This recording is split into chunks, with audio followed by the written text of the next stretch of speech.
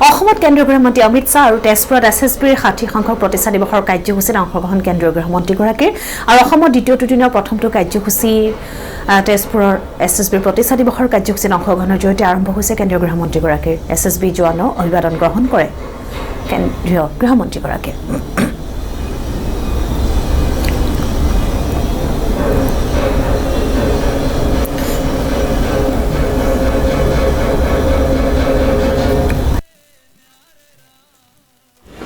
सशस्त्र सीमा बल के 51 बहादुर जवानों को नमन करना चाहता हूं, जिन्होंने देश की सुरक्षा के लिए अपना सर्वोच्च बलिदान दिया है।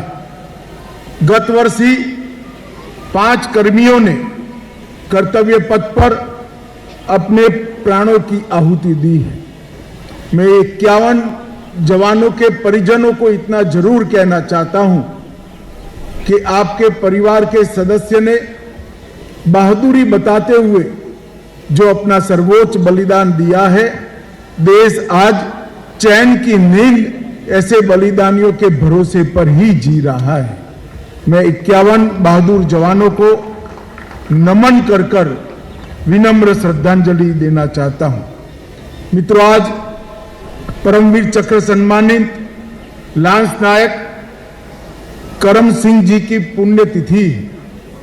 करम सिंह जी ने भी उत्तम बहादुरी का उदाहरण देते हुए अपने प्राणों का बलिदान दिया था और मोदी जी ने परमवीर करम सिंह जी के नाम पर, ये परमवीर चक्र विजेता के नाम पर अंडमान सागर में करम सिंह आइलैंड बनाने का काम, इसका नामाभिधान करने का काम किया है, जिसके कारण इनकी स्मृति चिरजीवी बनी है। मित्रों, आज 226 करोड़ की लागत से सशस्त्र सीमा बल से जुड़े हुए कई परियोजनाओं का यहां से उद्घाटन भी हुआ, जिसमें 45वीं वाहिनी मुख्यालय वीरपुर, 20वीं वाहिनी मुख्यालय सीतामढ़ी, रिजर्व वाहिनी मुख्यालय SSB बारासात, उसमें आवास, जवान बैरक, मैस, अस्पताल, क्वार्टर गार्ड, स्टोर और गैराज, इस प्रकार के अलग अलग प्रकार के सुविधाओं का आज से ही आप लोगों को मिलना शुरू होगा। मोदी जी ने विगत 9 साल के अंदर सभी CAPF, चाहे वो CRPF हो या सीमा पर तैनात SSB जैसे अपने अन्य संगठन हो, इनकी सुविधाओं के लिए ढेर सारे कदम उठाए हैं और आज मुझे आनंद है कि इसी कड़ी में एक और बड़ा काम जुड़ने जा रहा है। आज यहां पर SSB के हीरक जयंती के महोत्सव पर भारत सरकार ने एक डाक टिकट का भी विमोचन किया है। यह डाक टिकट हमेशा के लिए SSB की कर्तव्य परायणता को देश के लोगों के सामने जीवित रखेगी, इसका मुझे बहुत विश्वास भी है और आनंद भी है।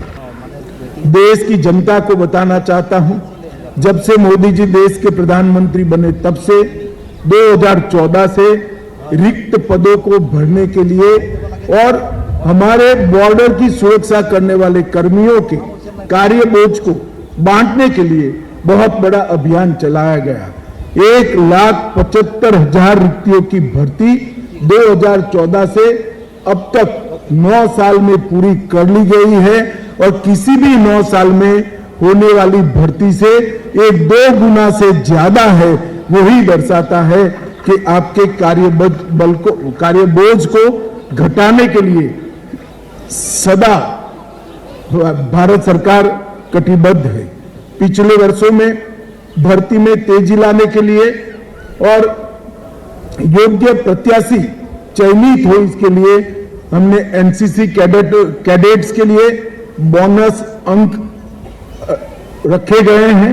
सीमावर्ती जिले और उग्रवाद प्रभावित जिलों के युवाओं को प्रायोरिटी दी गई है और कोविड की भरपाई के लिए युवाओं को 3 साल की छूट का भी प्रावधान किया गया है।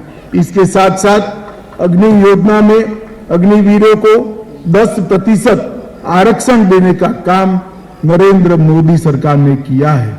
मित्रों, अभी भारत सरकार क्रिमिनल जस्टिस सिस्टम को आमूल चूर परिवर्तित करने के लिए तीनों कानूनों को नए स्वरूप से लाकर देश की जनता के सामने रखा है। इस कानूनों का मूल उद्देश्य देश की जनता को न्याय दिलाना है। पहले के कानूनों का उद्देश्य दंड करना होता था। अब जो मोदी रेजिम में कानून आए हैं उनका उद्देश्य न्याय दिलाने का है।